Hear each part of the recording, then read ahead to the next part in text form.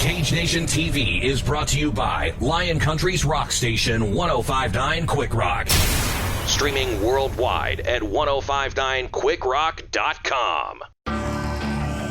Let's go. Welcome to the Cage Nation. Welcome to the Cage Nation. Welcome to the Cage Nation. No one can drop us, no one can stop us. We are the warriors, no one can top us, no one can rock us. We are the warriors, no one can drop us, no one can stop us. We are the warriors, no one can top us, no one can rock us. We are the warriors. Ladies and gentlemen, welcome to another edition of Cage Nation TV. I'm Drew Shannon, Albert Cameron, Rob Lynn. We're going to touch upon the world of mixed martial arts once again. Gentlemen, how we doing? Had better days.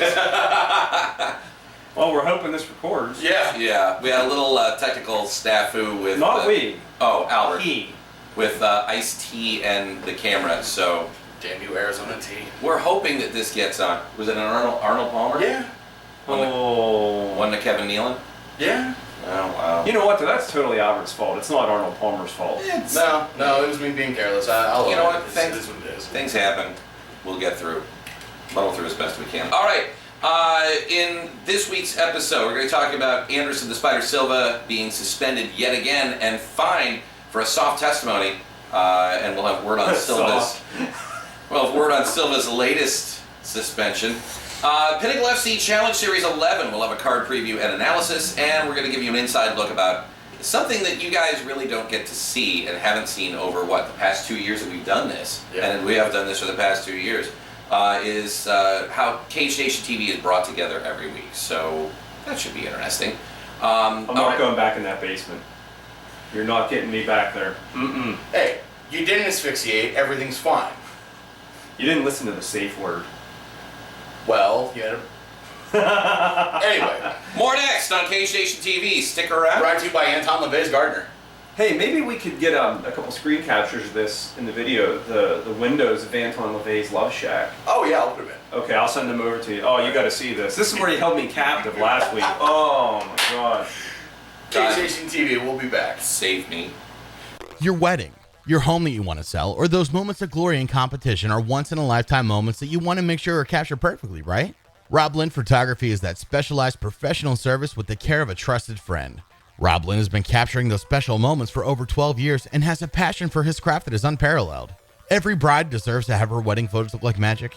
Every home seller wants their property to be shown in the best light, and every competitor wants their glory to be relived for years to come. Visit www.roblyn.org to view Rob's portfolio of unbelievable portraits, or give Rob a call at 814-932-9515 and let the man himself listen to what you need and allow him to work his magic. Rob Lynn Photography, online at www.roblyn.org, or call him at 814-932-9515. 814-932-9515. Welcome back to Cage Nation TV. Drew, Albert, Rob. Let's get right into it. Anderson Silva suspended once again. His January win over Nick Diaz has been overturned to a no contest.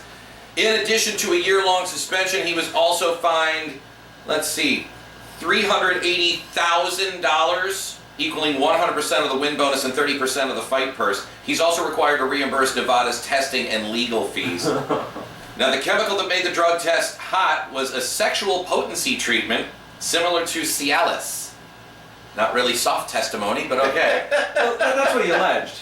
Okay, he tested, it was drostanolone or something along those lines, which that's anabolic, if I am understanding my steroids correctly.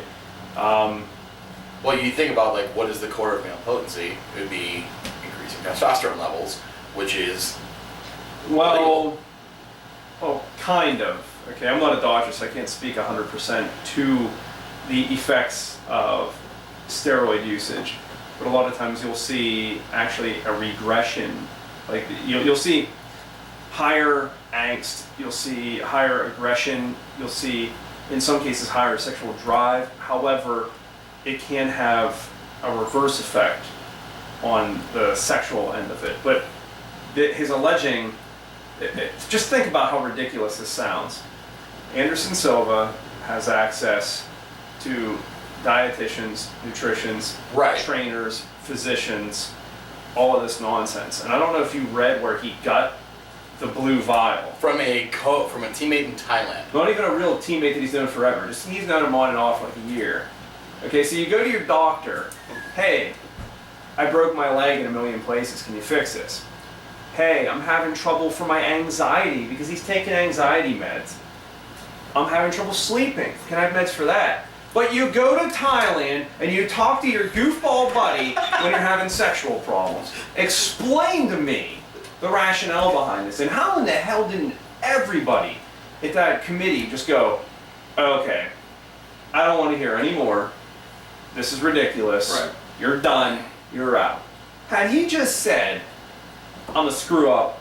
I did some juice, and you know what? Maybe I've been juicing my whole career, and I've never been tested. Well, this begs You the know. question: has he been the same since the leg break?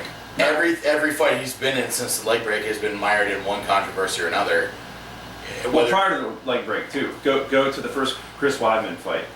You know, after that, that's when you see sort of the mystique go down. And I said this before, I'll say it again, and I'm going to keep it here forever. Chael Sonnen ruined Anderson Silva's head. You think? Yes, because, okay, I don't know what, and I hate to be like pounding the soapbox for Chael. I don't know what planet you can be on where you kick someone's ass for 24 minutes and then they get the submission. And I'm not saying that it wasn't a win. He won. And Anderson Silva is one of my favorite fighters of all time. Chael, that was an instance of the winner of the fight was not the one who was winning the fight. And I get it. You were winning until you got knocked out. You were winning until you got your arm broken. You were winning until, in the second fight, you look what happened. Chael tried a spinning back fist and fell on his stupid head. But I think that the decline of Anderson Silva, you blame it on Chael. Right. 100%. All right, is it time for Silva to retire? He should have retired after he broke his leg, in my opinion. Okay. You figure his whole game is based on solid stance, effective strikes, precision strikes. Because when he debuted in the UFC, part of the mistake that led to his meteoric rise was he completely took Chris Liebman to the woodshed. Which He had 100% strike accuracy. in the Yeah. fight. Like that's not an exaggeration. That's not hyperbole. Yeah. The strike ratio was literally that high, and when your game is based on strike accuracy of that precision, you essentially need a good solid base. You need world class foot movement. How do you do that whenever you recover from a leg break? I mean, Corey Hill, rest in peace. Was he really the same whenever? No, he went from a UFC fighter to a regional show fighter. And his game changed entirely too. I mean, Corey Hill really started relying on his ground game because his base that once was no more. Think about this. A lot of fighters have injuries that really change them. Yeah. And GSP, one of the best fighters of all time, he was not the same after the ACL. He came back strong. Yeah. His blasts were great, the doubles were great, everything was great, but you could tell that he was a changed dude after that surgery. And maybe he retired at the right time before he got too punch drunk. Because if you look at his head after the fights, last couple of years. Yeah. But, okay, look at Anderson Silva, back on topic. Anderson Silva versus Nick Diaz. Yeah. Nick Diaz, he made 185 without trying. He just drank water and ate food. I don't think Diaz had the cut to make 85. If he did, Diaz hardly had to cut to make welterweight. You see where I'm going. Yeah. And Anderson couldn't starch him. Right. How do He you had no problem starching himself. I think was what led to the problem. Before we move on, you asked has he been juicing his entire career? Pre-UFC Anderson Silva was a pride fighter and a judo fighter. Japan does not have athletic commissions like we do. There's no one in Japan being like, Yeah, they do the Yakuza. Oh. there's no one official saying, No. there's no one official saying, here's the regulations. Be in the cop. There are consequences for testing hot. Mark Kerr, Kevin Randleman, Mark Coleman. Mark Coleman, Igor Vuchanshin, Heath Harry. I'm thinking all these people that clearly were juicing. Oh yeah. Igor Vuchanshin especially. I mean, He had the good Russian Yeah, he did. Yeah, he did. And I mean, did Fedor have access to that whenever he came to fight in the United States? I don't know. I'll be He honest never with you. looked as a juicer. Yeah, if he did, he wasn't. He was doing like Stefan Bonner did look shredded in the Anderson fight, but before Stefan got in trouble for juicing, and he didn't look like a juicer either. No. But no, you know what? Completely off topic. I don't think Fedor juiced. I think he was busy crushing cans. I can agree with that. Is it time for Anderson Silva to retire? Absolutely. If he comes back from this, is his legacy tarnished forever? Oh yeah. Well, is it? Are you ever going to look at Anderson Silva as the greatest of all time after this? Mike Tyson pounded out Robin Givens. He bit off Holyfield's ears. He got a dumb tattoo on his face. Who's the greatest heavyweight boxer of all time? Muhammad Ali. After him. Well, Tyson. Thank you. He didn't tarnish anything. Okay. I disagree with you, and I'll tell you the reason I disagree with you is I think the media exposure saturation is completely different. Mike Tyson, all you knew was CNN. No. Anderson Silva, you have things like Twitter, you got like the Facebook, you got the people who are at the gym with their cameras being like, all right, I gotta disagree with that too, because Mike Tyson, the media was all over him. Granted, we didn't have social media back then, but still, I mean, this was in the infancy of your CNN, your headline news, your Fox News, all of these national media outlets where Mike Tyson was everywhere, E-News, all of this stuff. and that was back People still read the paper. Yeah. But that was back in the day whenever you thought no publicity is bad publicity. Now you have people live tweeting about Anderson Silva, and they're the same guys who were like, oh my god, you see Kim Kardashian's bathing suit. The saturation of opinions too much. Well, hold on. Okay, you're saying that because there's more, because it's easier to access. Because anyone's opinion matters. No, it doesn't. If you look on Twitter and you say, oh, Joe Schmo's opinion matters to me, you're a douchebag. That's all there is to it. And I'm going to take the same argument that you're making, that there's more information out there. I'm going to turn it right against you. I'm going to tell you how. Okay. Because there's things to distract people. Okay. You're talking like Ebola was a really big thing for like 2 weeks and then it disappeared immediately and we're wondering what we're distracted from? I was actually going to say, you know that. Anyway, what I'm saying is there's going to be something else to distract you. Within about a week's time, we won't be talking about this because the next big story will be here. Well, you're saying that if you go on Twitter and say, you know, I'm pulling up Twitter. if you're saying like Rob Lynn MMA, if his opinion matters, we live in a society of douchebag. You're a douchebag. Guess what? We live in a society of d-bags. I mean, that's why like during election coverage, you live tweet, you get your tweet on TV, and you're like, oh my god. You live tweet the Kardashian follow up or like Catfish the TV show. That's what it is. What is it with you and Catfish? I'm just it's an example from like You love that show, don't you? I might.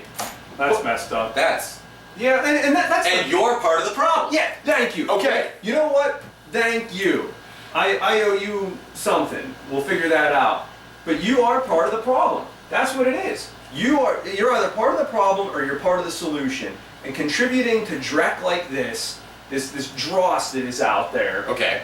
Catfish. Have I ever Anderson said? Silva. Am I saying that I'm contributing to? No. Well, you are now. I've recognized. If this is recording, we're gonna Okay, be out there. I'm not saying I'm contributing to it. I'm not saying I'm live tweeting. I'm saying that the ability to live tweet is there. I just tweeted while we were recording. Okay, well, while you're watching like your I election tweeted coverage, Albert Cameron's a douchebag. Oh my god. and apparently I'm amongst friends whenever it comes to the Twitter universe. I've completely lost this argument. I can see You did. You got the moderator moderating you out of it. Okay. Moderator, can we go to our next topic? Let's go to our next topic. What we're going to do is we're going to take the break, let these two cool down. I'm cool. All right. Just let me bang, bro. I need some aloe for the burn. You need that. We'll get you some tea. Oh, wait. He has to drink it out of the camera. We're going to talk about... next up, we're going to talk about Pinnacle FC, the Challenge Series 11, August 29th in Canonsburg, PA. That's going to be an excellent fight card. We're going to run down the fight card, And I'm going to be there. he's going to be there. We got that coming up next on Cage Just Station putting TV. that out there. Putting it out there. Putting it out there. I will not make gladiators next week, but I will make the Pinnacle show for sure. All right, we'll be live at Pinnacle, and we'll run down the card here in just a few right here on Cage Nation TV. Stick around. Did you know that Cage Nation TV covers fights over a wide range of cities and states? We've got friends and viewers in major cities like Pittsburgh, close friends in the burgeoning fight scene like Altoona, and new friends as far south as Virginia. We want to put our brand to work for you, and the easiest way to do that is a sponsorship with Cage Nation TV. Every time we go to a fight, your brand comes along with us. Every time we break new ground, there you are. Sponsoring Cage Nation TV is a great way to get your product to new clients or remind old clients why they need your product in their lives. Contact Cage Nation TV by email at cagenationtv@gmail.com or visit cagenationtv.com. By email at cagenationtv@gmail.com or visit www.cagenationtv.com. Welcome back to Cage Nation TV. Drew, Albert, Rob, you okay? Oh, I'm good. All right. He was crying in between takes. I only cut myself a little. Just a little. Pinnacle FC Challenge Series 11, August 29th, Canonsburg, PA. Tickets are available at cagetix.com/Pinnacle FC. I'm sure we'll have it down here somewhere. The card is subject to change. If we're recording. If we're recording.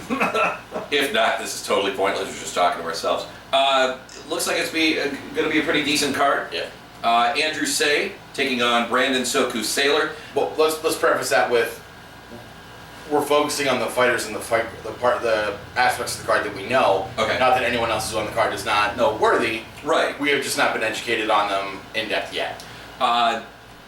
Okay. That being said, it's Andrew Say versus Brandon Soku Sailor. Sailor, Bellator veteran, with a notable win over a good friend of ours, Charlie the Madman Gathers. Say has made his way through the circuit and his impressive submission victories, guys.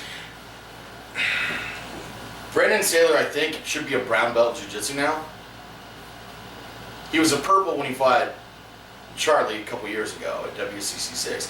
So he's either on his way to brown belt or he should be already. Depending on 3 elements. He was training out of 3 elements of Brazilian Jiu-Jitsu at the time. Brandon Sailor completely controlled ground aspects. That's what he does. And I think with, say, having the submission acumen that he does, I think his submission wins have been like by rear naked choke against guys who it's not easy to take their back. That's the sort of like ground chess that I enjoy watching. Sure. And I mean, when you're scrambling to get to ground or trying to prevent takedowns or prevent getting into a bad position on the ground, that's when good stand-up occurs. Just bleed! Yeah, I've been waiting to just interject that to one of these shows. We need to get the meme out there too, the Just Bleed guy. The You know what I'm talking about? Yeah. Have you seen it? I don't think I've seen it. He's like, and he has Just Bleed written across his chest. And yeah, he completely. He's gonna make a great father someday. Nice. Sad thing is, he probably already is a dad. Yeah. Probably losing his stuff at a high school football game, smacking some other father in the face with a shovel. I don't know what school district he went to. So, I think you're absolutely right. I can't even speak now. I'm speechless after what you just did. Yeah. I think you're definitely right. When you have 2 guys that are both good on the ground, and then the question is, okay, you say that Say has impressive submission victories where he's getting the back of people that aren't easy to take the back of. Right. Is he doing it like the traditional submission route? Like, here's my position. I'm going to establish my base, break their base, take the back this way, or is he successful in scrambles? You wrestle a little bit, you end up in a scramble position, he jumps to take the back. Is that how he's ended up there? Because then the question is, Sailor, is he more of a traditional, there's their posture, establish my base, break their base, next position, what submissions here can I do? You know what I mean? If I remember correctly, when he fought Chuck, it was exactly that. I've established my base, I'm breaking down his, I'm taking the back. It was really textbook. Okay. So Sailor's proven he can do that. I'm gonna admit to ignorance on Say's acumen. I know that his record, I know the guys he's fought, I know that they are not easy. Like they have decent submission skills. We've all seen people take the back in the middle of a striking flurry. I mean, we've all seen the standing rear naked choke. The key to the rear naked choke is, again, getting your position, because without position, there is no submission. You're taking the back. I mean, if you're taking someone's back while they're standing, one of the immediate things you're going to do is try to reach behind you and neutralize any offense. So if you're immediately doing that, to be able to secure, I mean, hopefully you're dropping your head to put your chin down so that your arm is secured. Regardless, if you're getting the rear naked choke, you're doing a lot of positional strategies. To be able to say, this is what I need to do, I need to get this submission to be available to me, or it is available to me now I'm going to utilize. Against a skilled guy, a rear naked's harder to get than it would seem. You know, like at first glance, it's just all here. But you know, if you get a guy that's, if you're in the same weight class, relatively same skill level, and you know, his first thing, he's bringing the shoulders up, he's tucking the chin, he's blocking himself here, Cross he's the arms, getting the protect hand. the neck. I'm not going to do that. Well, I was joking you do that, but you know, you play the 2-on-1 game, whatever you got to do to bring it over, Right. to get free. You know, it's a lot harder to rear naked someone than it would seem. And what happens in those situations, and it becomes more like what I was saying before, you're in a position, what's the move that you're going to do next? And if that doesn't work, if they go, okay, like do you know the books you would read as a kid? I don't know. Choose Your Own Adventure? Yeah, okay. Oh, if you do this, go to page 97. Yeah. Okay, so I went here. Oh, wait, he fought the 2-on-1. Oh, what do I do here? It's like a technical flow chart. Yeah, and what happens a lot of times is someone either gets fatigued and makes a mistake, or you think a step ahead and you trick them. It's like, oh, I'm fishing down here, so what do? They come here. Oh, but haha, I opened you up here. Right. You know, it's going to be a good fight, I think. And I see what you mean about the stand-up. Hopefully, if we do get to see some good stand-up, it's not like a lucky shot that does it. You know, we get to see some good exchanges where both these young men get to utilize their skills. I mean, how many times haven't we seen really good grapplers face off against each other and they respect each other's grappling so much, it ends up becoming a striking war? It happens. It happens. Or you have two wrestlers that, it's a stalemate. Right. And it's just pinning each other against the cage, and who grinds who out and lands a couple more strikes than the other. Definitely looking forward to seeing it. Absolutely. All right, Chris Humes-Mitchell versus Tobias Taylor. Humes-Mitchell has a 66% success rate in the Pinnacle cage. All of his Pinnacle wins are by decision. Taylor has a proven knockout power and submission skill, winning a fight with Lenny Karlheim and defeating Adley Edwards in 40 seconds of round 2 by KO. What impressed me most about Tobias Taylor when he fought Lenny was Lenny's a purple belt, or brown belt now. Lenny's a brown belt and he's good. There was a spot where Lenny was over him. Tobias Taylor grabbed his heels, planted on his hips, and reversed that position. That was solid, fundamental grappling that was executed extremely well. I was surprised to see that happen to Lenny. Because you don't see that happen in higher level jiu-jitsu. Right. You don't see high level guys get caught with that maneuver. I'm not sure. You have jiu-jitsu sport, and then you have jiu-jitsu MMA, and when you're in the cage getting hit, things change. You know what I mean? But everyone has a plan until they get hit. Exactly. And training with Lenny, knowing Lenny, it sucked watching him lose. You know what I mean? Oh, yeah, it always does. But being unbiased, looking at it, it was a good fight. Tobias really, he showcased a skill set against a dangerous and game opponent that he was not going to back down. You're like, oh, okay, yeah, you're good at jiu-jitsu, well, I'll hit you. Right. It was a good fight. It was a really good fight. And seeing him knock out Edwards, seeing that, he has the power. So if you have a guy that can go the distance, and you have a guy with knockout power, and he's going against a guy that does go the distance a lot, what that shows you is, one, the guy that goes the distance a lot is durable, but it also shows you that it gives Tobias more time to hit him with one of those knockout strikes. Right. The guy who consistently wins decision victories, that's the guy who's ready to impress in the third round. Because the way scoring happens, round 1, it's done. Round 2 happens, it's done. Round 3 happens, it's done. It's not a cumulative score where Rob was winning the first round. He doesn't get points for his impressiveness in the first round, in the third round. Whenever someone consistently wins decision victories like that, they still have the stamina and the ability to win impressively in the third round. As much as we want to say round's done, that third round can sometimes have that lingering impression in judges' minds, especially if you're Cecil Peoples. You know they turn in their scoring cards after every round, right? I just wanted to take a shot at Cecil Peoples. Okay, I was gonna say because like if you're winning all the fight and then in the third round you get beat on a little bit, Right. you don't lose the first 2 rounds. Unless you're David Shim, and then you win. How did that happen? I don't. Sometimes I think the fighters get, not the fighters, the judges get confused when the cards are filling out. That's the only plausible explanation. And honestly, I don't think that's that far off, because when we're doing commentary for things, I will go out of my way to say, Rob's in the white shorts, Drew's in the red shorts, to create that association with Rob's the guy in the white shorts, Drew's the guy in the red. Right. I mean, if you're a judge, how many times don't you see different people being like, okay, well, he's like the fourth guy I've seen wearing blue shorts. Okay, you get someone like me, I have a great memory, but I meet all these people, and a lot of times I don't remember Right. off the bat. You go, oh, what's the name? What is the name? You know, so I can imagine being this is what you do, you know, you're judging the fighters. Sometimes probably happens. All right, so the next bout, we're going to talk about Dominic the Honey Badger Mazzata versus Aaron Mighty Mo Webb. Mazzata has been on a winning streak, 3 submission victories leading into this fight. Webb has a lot more experience, much more title fight exposure, and has reemerged from hard losses. Talk about the fight. Last week we talked about the Pittsburgh fight circuit does not mismatch.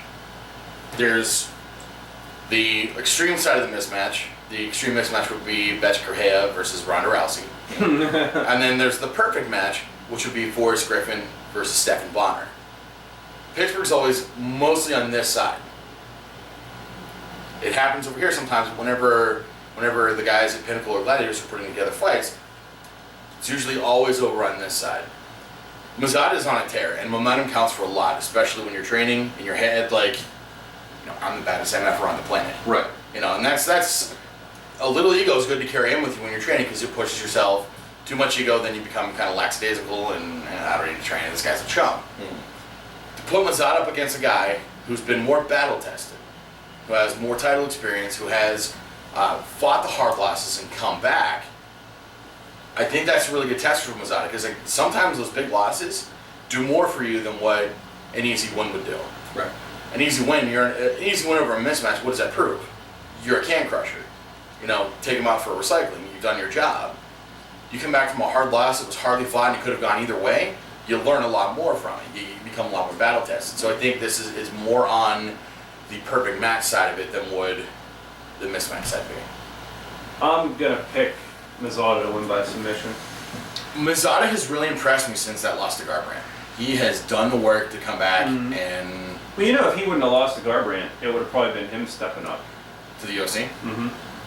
That would be my guess. And I don't think he would have been ready for it. I think that loss is going to teach him a lot more about that stiff competition. I like Verone Webb's. I like the way he looks. I think it's going to be an extremely tough challenge. I can't call it. I mean, because there's always a chance that Verone Webb has just enough piss and vinegar in him that he could completely put the stamp on Mazzata. Oh, yeah, I don't doubt it at all. Right. Just seeing, it was at the Sirius Shrine, I think it was, when I saw Mazzata last. I think. What is that where it was? No, it's Pinnacle. Was it Pinnacle? And I saw him. Maybe it was the time before that. I saw him working on. Okay, he was working on an armbar, and he kept rolling away from the head. And I'm like, why is he doing that? Why is he going away from the head? And he's going towards the leg. You know, old judo guy. You know, it's towards the head. They roll towards the head. They're hogging the roll. And I remember speaking to him after the fight about that, and his reasoning wasn't like, oh, I screwed up. It was sound. It made sense. So I'm just picking him for submission. It was Mazzata. It was at Pinnacle Challenge Series 10, the one that Cass went to, because he was in the co-main with Cherico. I'm gonna have to go back and look. If you're wrong, you have to post it. I have no problem admitting when I'm wrong. I'm putting that on Twitter. Okay. All right, speaking of Cherico, Yes. Mark the Pride of Bloomfield Cherico break down the walls, taking on Salome Staling. Cherico is a Pinnacle FC franchise fighter, has complete crowd support during his fights.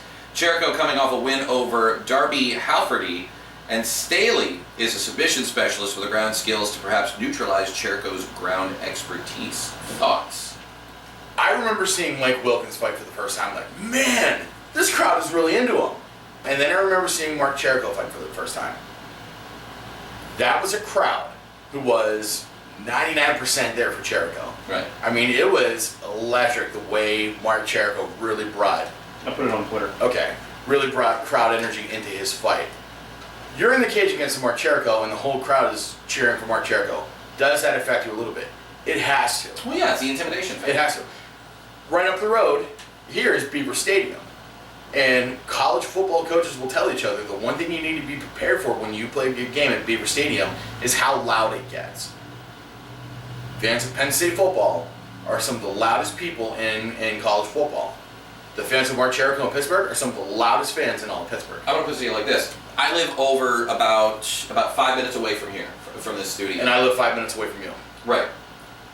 We can hear what happens at Beaver Stadium easily. That's how loud that crowd gets. And yeah, there's an intimidation factor, and that is a key. That's key to a fighter. If you've got the fan support behind you, not only does that pump you up, but that intimidates your opponent. Oh, absolutely. So Now, if you're the opponent, does that make you want to clean this other guy's clock just to piss Every off day of all the over? week. You know what I mean? Because you could be that one guy that just pissed in everyone's oatmeal. You know what I mean? You could be that Forget guy. the brown sugar. I'm going with the Leota Machida condiments here. straight up with urine. We talked about injuries can change the way you fight, and Mark Jericho is another example of that. He had some injuries. Last time we saw him fight at Pinnacle Challenge Series 10, his whole body type had changed. I mean, Rob was like, Jericho looks a lot more stocky than he normally is. Yeah, he looked like he hit a pretty intense training program. And the legs, they were like... Yeah. Well, I football asked him, I was like, well, what's the difference? He's like, honestly, I got hurt, and I had to modify the way that I do things. So the Mark Jericho that was, headlining. The fight that and the reason I stopped is I wanted to look this up. Yeah. The fight that I'm talking about, where he was going for the armbar and then hooking the leg, I don't think he won it with an armbar, though. And his last two victories were rear naked chokes, Mazzadas, back in May and back in March. Last time we saw Mazzata fight was back in May when he fought for Pinnacle. Yeah, and then prior to that, he fought for Gladiators. Right. I wonder where that Gladiator show was, if that's the one I'm thinking of. What one did he propose at? That was Stage AE, I think. Was it Stage 80? I think. I thought it was Syria Shrine. It might have been. Syria Shrines in Cheswick, Pennsylvania. Yes. That's the fight I'm thinking of. Okay. That far back. That was going to bother me if I did not look. Understood. Now here's the thing. Salon Staley, submission specialist. He's another one, just like when I was talking about Andrew Say.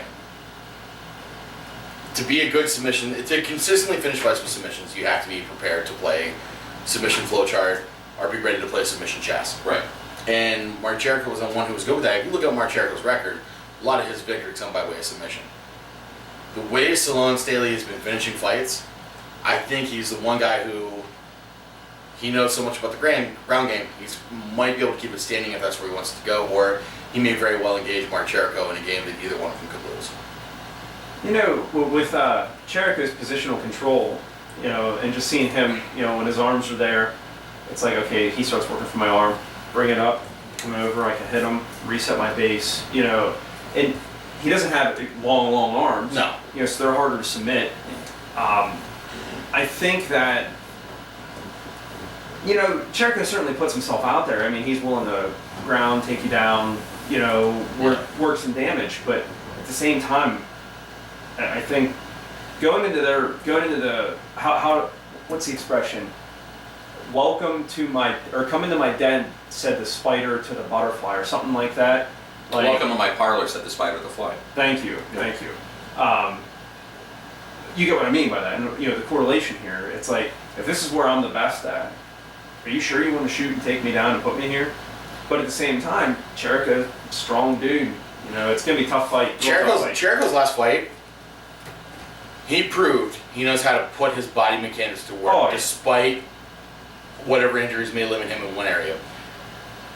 I don't know if he was working for a guillotine choke, but then he positioned his hips where it would have been difficult, if not near impossible, to move him because of the arch of his back. The hip position alone is what made that goddamn fire plug. Absolutely. You know, you look at him. Oh, yeah. I'd probably rather fight a fire plug. You know? Win or lose, though, Mark Jericho always delivers with a full-hearted fight. Oh, yeah. And that's... The fans are going to be there for him packing that place. You got a great card, you know. And I know this isn't even the whole card, but I get it. You know, that's great. And it's a great venue, too, like the Isoplex. And then the last time we went to the Isoplex, we had to Park Lake. Oh, dude. That sucked so bad. But we were running late. If we get there at a normal time, that won't happen. But thanks to Zach Brenner, who, instead of making us walk up the hill, actually took us up to... We were like 17 miles from the venue. Oh, but it was a good time. It was a good trip. That was the trip where the First world problems. The kid on the back of the motorcycle. Oh, last time we went to... Yeah, what is... You remember that, right? The motorcycle, the kid on the back? I think so. He wasn't there for that one. He wasn't? He was Cass. Oh, man, you missed out on that. It was... Because Cass was like, We're on the highway. I'm doing about 85. No, I'm not. I'm doing 65. This motorcycle just tears right past us. Like, I'm sitting still. I'm like, I gotta see how fast this dude's going. Cass is like, is there a kid on the back of that? I'm like, really? So I accelerate to 70 miles an hour. And I think I was there for this. I think I remember this. Are you sure? We need to go through the recap and find out. Yeah, and we were trying to discuss whether or not... I don't even think a kid's allowed on the back of a motorcycle. That kid couldn't have been more than 7. Right. He was hardly wearing a helmet. He was wearing a t-shirt and shorts. Who said pavement pizza? I think it was you. That wasn't me. I would have admitted to it. I think, was it you? No, I then can't. It had to be Cass. It was either you or Cass. But that wasn't me. Okay. Anyway, that was our last trip there, and we hope the kid made it home okay. I really did. And I hope children and youth got involved. I hope that kid is placed in a good home. I mean, I get it. You love your kid and you want to take him on the bike, but dude, 90 miles an hour on the highway. At least he had a helmet. At 90, what's a helmet going to do? Right. Okay, so Pinnacle FC, August 29th, the Isoplex in Canonsburg, Pennsylvania. We derailed that. Tickets are available at cagetix.com/Pinnacle FC. If a fighter told you to get there, make sure to include their fighter information. A fantastic card. I'm really looking forward to it. All right, going into the next segment. It's been a slow week. We want to give you an inside look of how Cage Nation TV is brought together each week. I don't know how the hell we're going to do that, but this guy apparently... I hope that thing's working. This guy apparently knows how we're going to do it. So we'll be back with Cage Nation TV.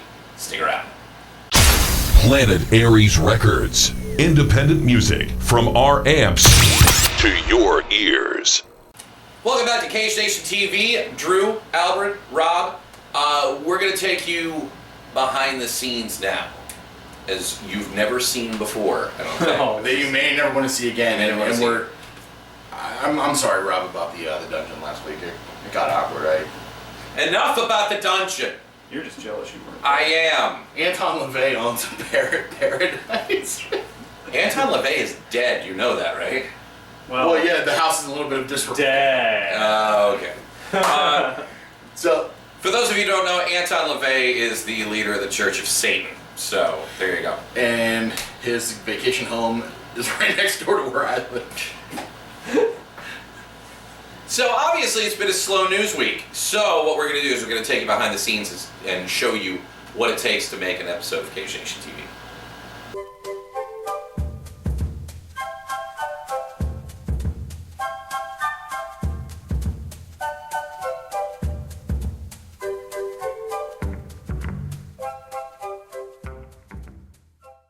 There you have it.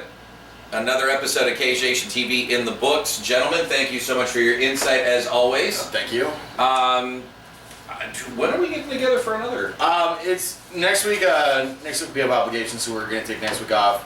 But we'll, as soon as we know what's going on, we'll let everyone know. All right. Well, as soon as we know, we'll let you know when to be expecting another episode of Cage Nation TV. Guys, thank you so much again. Follow us on Twitter, like us on Facebook, subscribe to us on YouTube, and just spread the word. All the nasty stuff I said about Albert, I should have said on the Cage Nation Twitter. Yeah, what's wrong with you? I'm an idiot. Loser. Moron. We'll see you next time right here on Cage Nation TV. Have a great week. Let's go.